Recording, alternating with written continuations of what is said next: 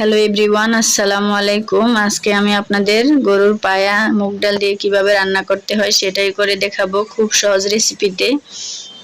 এখানে tips and tricks সবকিছু আমি আপনাদের সাথে শেয়ার করব। এখানে আমি গরুর পায়া নিয়ে নিচ্ছি। এগুলো আগে থেকে গরম পানি দিয়ে ভালোভাবে আমি পরিষ্কার করে ধুয়ে নিয়েছি।